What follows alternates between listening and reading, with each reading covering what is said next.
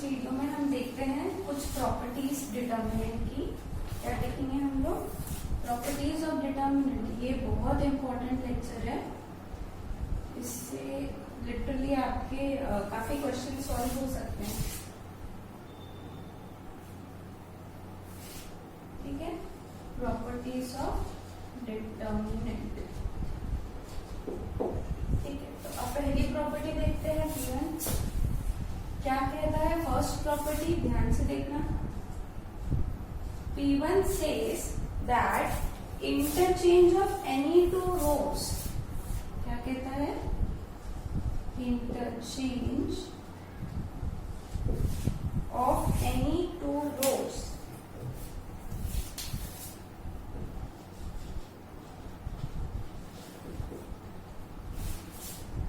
या फिर columns. Interchange of any two rows or columns of a matrix changes the sign of the matrix. Determinant changes the sign of the determinant of the say it's of its determinant।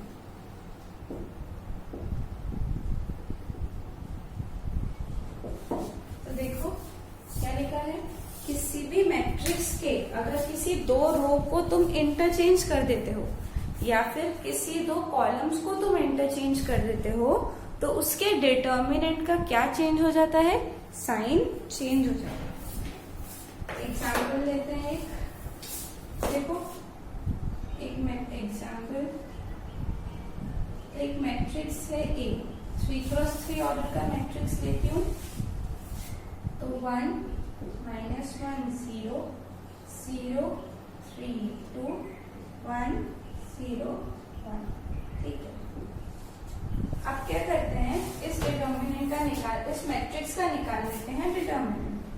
Correct है हमारा matrix 0 3 2 या। So let's find the determinant of this matrix. So determinant of this matrix would be, लिख लेती हूँ एक बार, mod sine से represent होता है 0 0 3 2 1 0 1। देखो क्या मिलता है इसका determinant,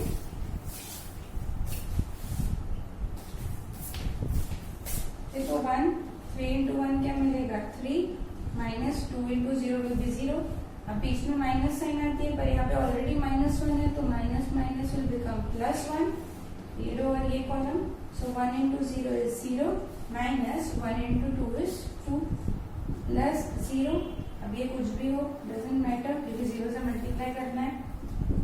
so 1 3 minus 0 is 0। So 1 into 3 plus 1 into -2 plus 0 which is 3 minus 2 which is equals to what? 1।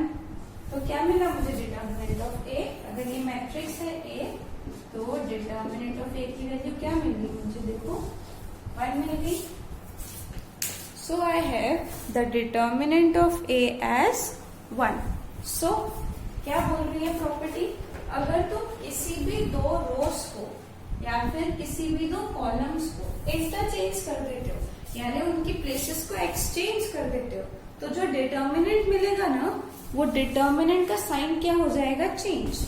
जैसे कि अगर मैं एक नया मैट्रिक्स बनाऊंगी, समझो उसको नाम दे देती हूँ AR12। क्या दे रही हूँ? देखो थोड़ा बड़ा लिखती हूँ, A लोअर सफिक्स में R12 12 नहीं 13 ले लेते हैं, चलो 1 3। तो R13 का मतलब क्या हुआ? मैट्रिक्स ऐसी लो A के जैसी लो पर क्या करना है?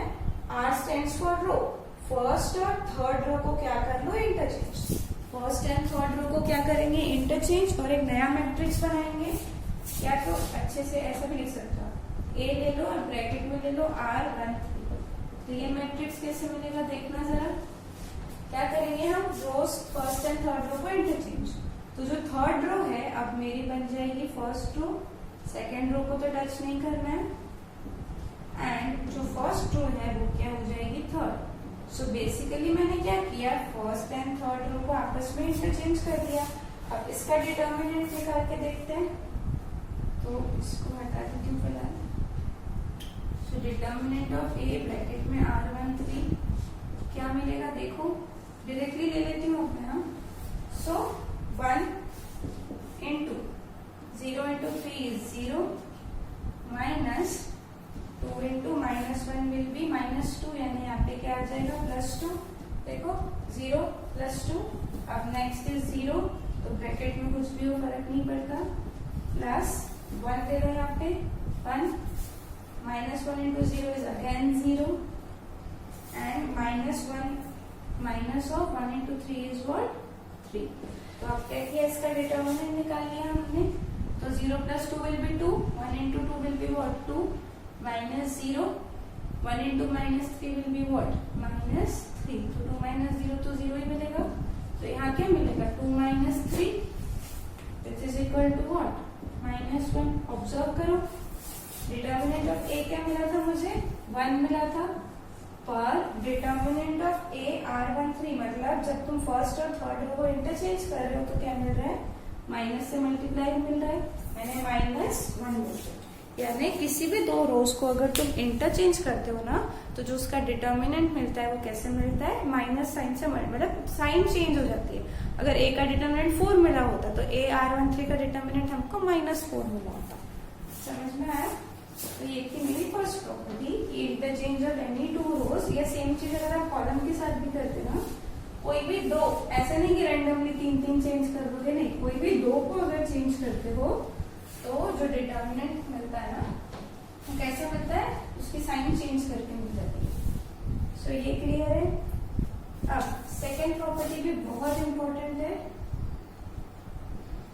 A matrix with 2 identical rows, a matrix with 2 identical rows, a matrix with 2 identical rows, या तो फिर कॉलम से, यानी किसी भी मैट्रिक्स में अगर 2 रो पूरी सेम होती है या 2 कॉलम पूरा सेम होता है, then its determinant is what 0। तो उसका डिटर्मिनेंट क्या मिलता है हमको, हमेशा 0 ही मिलता है। यानी अगर एक मैट्रिक्स है और वो मैट्रिक्स के कोई भी 2 रो या फिर कोई भी 2 कॉलम अगर सेम है तो डायरेक्टली उसका डिटर्मिनेंट क्या मिलेगा 0। इन चीजों से काम काफी आसान हो जाता है। अगर तुमको समझो मैंने 10 क्रॉस 10 ये ऑर्डर का भी मैट्रिक्स दे दिया, ठीक है, इसका डिटर्मिनेंट बोला फाइंड करो, और तुमको क्लियरली दिख रहा है कि पूरे के पूरे जो 2 रोज हैं वो कैसे हैं, सेम, तो डायरेक्टली तुमको आंसर पता पड़ जाएगा कि उसका आंसर क्या है 0। एक एग्जांपल ले लेती हूँ, एक मैट्रिक्स ले लो ए, एक काम करते हैं ना, ऐसा लेते हैं, देखो 2 कॉलम सेम है ना, फर्स्ट कॉलम और सेकेंड कॉलम पूरा सेम है। अब ये मैट्रिक्स का निकाल लेती हूँ डिटर्मिनेंट। तो determinant of A 1 into 2 2 minus 1 into 2 2 which is 0। ये मैट्रिक्स के 2 कॉलम सेम थे, इसलिए इसका डिटर्मिनेंट क्या आ गया 0। अब अगर मैंने आपको पूछा कि मैं एक मैट्रिक्स लिख रही हूँ ये टाइप का 1 1 1, ठीक है, 400 720 8142, बड़ा सा कोई नंबर है पर यहाँ पे नंबर 1। तो इसका मैट्रिक्स का क्या डिटर्मिनेंट निकालते बैठेंगे क्या आप लोग, टाइम वेस्ट करना है क्या, अभी नहीं। क्लियरली दिख रहा है ना कि first row and third row दोनों आइडेंटिकल है, मतलब इसका डिटर्मिनेंट क्या आने वाला है, determinant of A would be what, clear है। तो कोई भी मैट्रिक्स के अगर कोई भी 2 रोज या कोई भी 2 कॉलम्स इक्वल होते हैं ना, तो वो जो मैट्रिक्स होता है तो मैट्रिक्स का डिटर्मिनेंट क्या मिलता है 0। ये थी सेकंड प्रॉपर्टी। पहली प्रॉपर्टी क्या देखी थी हम लोगों ने, देखो किसी भी 2 रोज को अगर इंटरचेंज कर देते हो यानी प्लेसेस चेंज कर देते हो, या किसी भी 2 कॉलम्स की प्लेसेस चेंज कर देते हो, तो जो मुझे डिटर्मिनेंट मिलेगा वो कैसा मिलेगा, माइनस साइन, यानी चेंज्ड, उसकी साइन चेंज मिलेगी, यानी माइनस साइन से मल्टीप्लाई करके मिलेगा। और दूसरा प्रॉपर्टी क्या देखा, अगर किसी भी मैट्रिक्स में कोई भी 2 रोज या तो फिर कोई भी 2 कॉलम्स पूरे सेम होते हैं तो मैट्रिक्स का डिटर्मिनेंट क्या मिल जाता है मुझे 0। अब देखो थर्ड, ये भी बहुत अच्छा है। थर्ड प्रॉपर्टी क्या बोलती है, किसी मैट्रिक्स का डिटर्मिनेंट और उसके ट्रांसपोज का डिटर्मिनेंट हमेशा क्या मिलता है, क्या पता पड़ा देखो,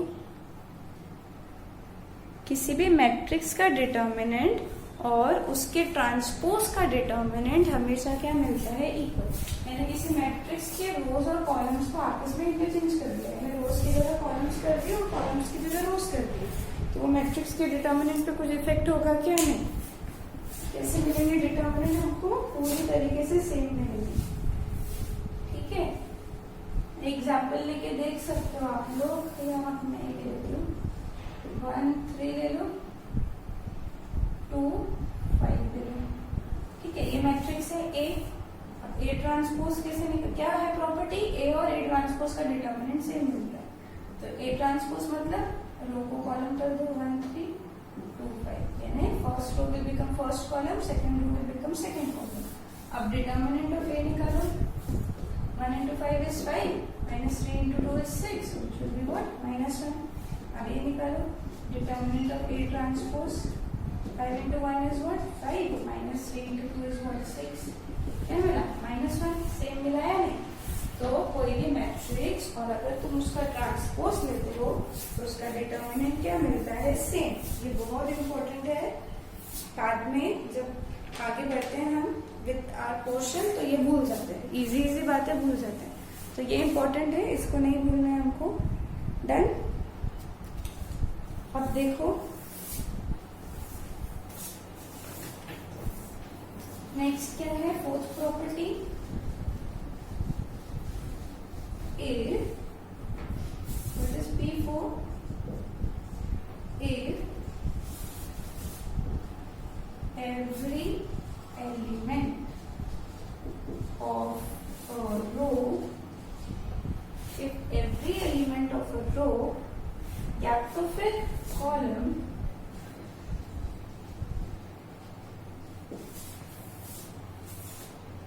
is multiplied by a scalar k, suppose, यानी तुम उस मैट्रिक्स के कोई भी एक रो को किसी एक स्केलर से मल्टीप्लाई कर देते हो, यानी k से, देन डिटर्मिनेंट इज डिटर्मिनेंट, यानी मैट्रिक्स तो चेंज हो जाएगा ना, then its determinant will, its obtained determinant will be what, a scalar multiple of determinant of A। इतना सारा जो लिखा है ना, उसका बेसिकली मतलब यही होता है कि अगर कोई मैट्रिक्स है, ठीक है, अब उस मैट्रिक्स की किसी एक रो में आप किसी स्केलर को मल्टीप्लाई करते हो, तो जाहिर सी बात है मैट्रिक्स तो मेरा चेंज हो जाएगा, तो दूसरा मैट्रिक्स मिलेगा मुझे B। तो ये मैट्रिक्स का जो डिटर्मिनेंट होगा ना, वो क्या होगा, K into determinant of A। वो क्या होने वाला है, K into determinant of A, यानी जिस स्केलर से वो रो को मल्टीप्लाई किया था ना, वो ही स्केलर से इसके डिटर्मिनेंट को मल्टीप्लाई करोगे तो वो दूसरे वाले मैट्रिक्स का क्या मिल जाएगा आपको, डिटर्मिनेंट। एग्जाम्पल से अच्छे से बताती हूँ, एक एग्जाम्पल ले लो, कौन सा एग्जाम्पल है बुक में, मैट्रिक्स दिया हुआ है A 2 1 -1 3, ठीक है, ये मैट्रिक्स दिया है, देखो इस मैट्रिक्स का डिटर्मिनेंट निकाल के रखो, क्या मिलता है, 3 into 2 is what, 6, minus 1 into -1 is -1, this is what, 7। अब क्या करो, ये जो सेकेंड कॉलम है ना, इसको मल्टीप्लाई कर दो 3 से, सेकेंड कॉलम को क्या करो, मल्टीप्लाई करो 3 से, तो जाहिर सी बात है एक नया मैट्रिक्स मिलेगा B। ये मैट्रिक्स कैसा है, ऐसा ही है, बट क्या अलग है, ये कॉलम को हमने क्या मल्टीप्लाई कर दिया 3 से, तो 1 into 3 is 3 and 3 into 9 is what, sorry 3 into 3 is what, again 3, so what did I get, I got B। तो ये B मिला, कैसा मिला, A में जब सेकेंड कॉलम को मैं क्या कर देती हूँ, 1 को भी 3 से मल्टीप्लाई किया और 3 को भी 3 से मल्टीप्लाई किया, तो एक नया मैट्रिक्स मिला मुझे। अब ये मैट्रिक्स का निकालो डिटर्मिनेंट, कैसे मिलेगा, 9 into 9, 9 2 is what, 18, 9 into 2 minus 3 into -1 is what,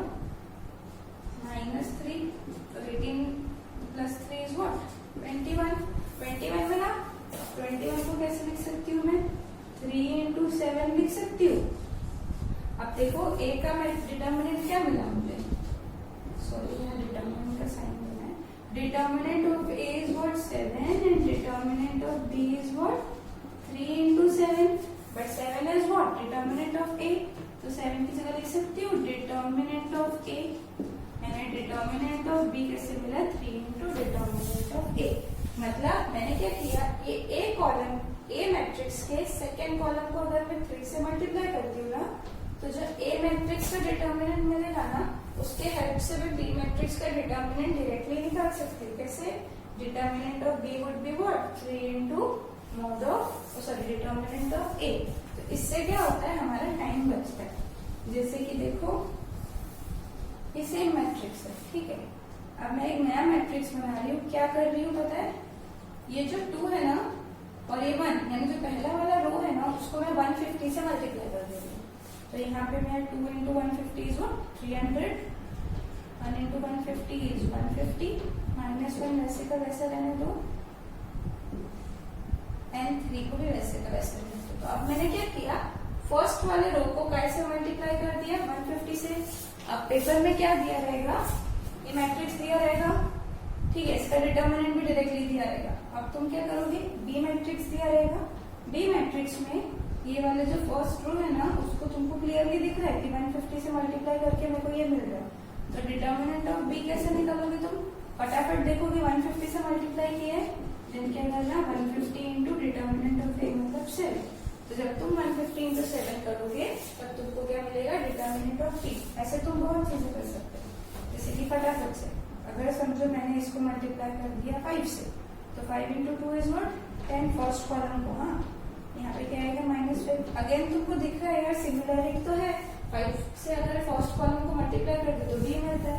तो फटाफट बता सकते हैं b का डिटर्मिनेंट क्या है? 7 into 5, 35। समझ में आया? तो इसीलिए ये प्रॉपर्टीज बहुत ज्यादा इम्पोर्टेंट। ये प्रॉपर्टी भी आई होप समझ में आ गई होगी। अब देखते हैं नेक्स्ट प्रॉपर्टी। कितनी प्रॉपर्टी हो गई हमारी? 4 हो गई। अब देखो लास्ट प्रॉपर्टी है, बहुत इजी है। Determinant of a into b is equals to determinant of a into determinant of b। यानी किसी भी दो मैट्रिक्स को मल्टीप्लाई करके अगर डिटर्मिनेंट निकालते हो तो उसका आंसर क्या मिलता है? Multiplication of determinant of the respective matrices.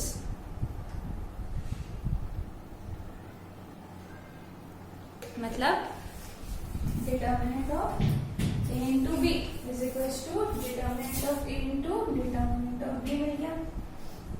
देखो इससे और एक property, this is my last property, that is property number 5। अब ये प्रॉपर्टी से मुझे क्या पता पड़ रहा है कि अगर मैं दो मैट्रिक्स लेती हूँ, एक मैट्रिक्स लेती हूँ a, दूसरा लेती हूँ b, इनका प्रोडक्ट करके और एक मैट्रिक्स बनाती हूँ, ठीक है। इसका भी डिटर्मिनेंट निकाल सकते हैं। तो इसका डिटर्मिनेंट का जो वैल्यू मिलेगा और डिटर्मिनेंट ऑफ ए और डिटर्मिनेंट ऑफ बी को मल्टीप्लाई करके जो दूसरा वैल्यू मिलेगा, कैसे मिलेंगे? दोनों के दोनों पूरे के पूरे क्या मिलेंगे? हमको सेम मिलेंगे। एग्जाम्पल ले सकते हैं, इजी है, ले लेते हैं। ए मैट्रिक्स क्या दिया हुआ है? सपोज 3 1 2 0 एक मैट्रिक्स दिया है, और बी मैट्रिक्स क्या दिया हुआ है? -1 2 1 -1। ऐसे दो मैट्रिक्स दिए हैं, ठीक है। अब क्या करो? a into b निकालो। एक काम करो, a का डिटर्मिनेंट निकाल के रख देते हैं बाजू में। तो डिटर्मिनेंट ऑफ a क्या मिलेगा? 3 into 0 is what? 0, -2 into 1 is what? -2। तो -2 मिल जाएगा a का डिटर्मिनेंट। अब b का डिटर्मिनेंट निकाल के रखो, देखो क्या मिलता है? -1 into -1 will be what? 1, -2 into 1 is 2, 1 -2 which is what? -1। तो डिटर्मिनेंट ऑफ a मिला मुझे -2 एंड डिटर्मिनेंट ऑफ b मिला मुझे -1। देन अब क्या करो? a into b matrix multiplication करना है, ठीक है। कैसे करेंगे? दिस इनटू दिस, तो 3 into -1 is -3 plus 1 into 1 is 1 plus 1, and this into this, so 3 into 2 is what? 6, then plus 1 into -1 is what? -1। अब this into into this. So 2 into minus 1 is what? Minus 2 plus 0 into 1 is what? 0. Now 2 into 2 is what? 4. 0 into minus 1 is what? 0. तो क्या मिला? A B करके देखो. Minus 3 plus 1 is minus 2. 6 minus 1 is 5. Minus 2 plus 0 is minus 2. And then 4 minus 1, 4 minus 0 क्या मिलेगा? 4 मिलेगा. Correct. तो ये क्या मिला मुझे? A into B. करेक्ट है. तो अब क्या करो? A into B का डिटर्मिनेंट निकालो. Determinant of A into B कैसे मिलेगा? ये मैट्रिक्स का डिटर्मिनेंट. तो 4 into minus 2 क्या मिलेगा? minus 8 then minus of 5 into minus 2 minus 10 मतलब minus 8 plus 10 which is nothing but what? 2. यानी determinant of A into B क्या मिला मुझे? 2 मिला. What is determinant of A into B? 2. So determinant of A into B is what? 2. अब देखते हैं. Determinant of A into B क्या मिला? 2. और determinant of A into determinant of B. Determinant of A is minus 2. Determinant of B is into minus 1. Minus 2 into minus 1 क्या मिलेगा? 2. तो इन दोनों इक्वेशन से एक साइड इक्वल है तो determinant of A into B is equals to what? Determinant of A and determinant of B. Clear है? तो determinant of A into B क्या मिला? Determinant of A into determinant of B. I hope this is clear. तो अभी हमने fifth property क्या देखी? Determinant of A into B is equals to determinant of A into determinant of B. इसकी मदद से एक और प्रॉपर्टी मिलेगी मुझे. देखना कैसी है. बहुत इजी है. देखो determinant of A into B क्या मिलेगा हमको? Determinant of A into determinant of B और determinant of B into A. बताया था ना मैंने A into B और B into A ये दो अलग मैट्रिक्स होते हैं. तो determinant of B into A क्या मिलेगा? Determinant of B into determinant of A. But determinant of A तो कोई नंबर ही मिलेगा ना, 2 3 वगैरह ऐसे ही मिलता है. डिटर्मिनेंट ऑफ B भी कोई नंबर मिलेगा. जैसे लास्ट केस में मुझे क्या मिला था? -1 into -2 मिला था, फिर हमने 2 लिख लिया था. अब -1 into -2 करो या -2 into -1 करो, आंसर तो सेम आएगा ना. यानी determinant of A into determinant of B करो या determinant of B into determinant of A करो, क्योंकि है तो at the end of the day दोनों रियल नंबर्स, तो उसमें तो कम्यूटेटिविटी होल्ड करती है ना. तो तुम determinant of B into determinant of A देखो, आंसर तो सेम मिलने वाला है. मतलब ये दोनों साइड्स कैसी हो गई इसकी? इक्वल. तो इससे मैं लिख सकती हूँ determinant of A into B is equals to determinant of B into A. देखो बहुत इंटरेस्टिंग है. यानी determinant of A into B is equal to what? Determinant of B into A. Although मुझे पता है कि कम्यूटेटिविटी तो होल्ड नहीं करती है मैट्रिक्स में. मतलब A into B और B into A ये हमेशा इक्वल होंगे क्या? बिल्कुल भी नहीं. हो भी सकते नहीं भी. तो A into B is not equal to B into A. Correct.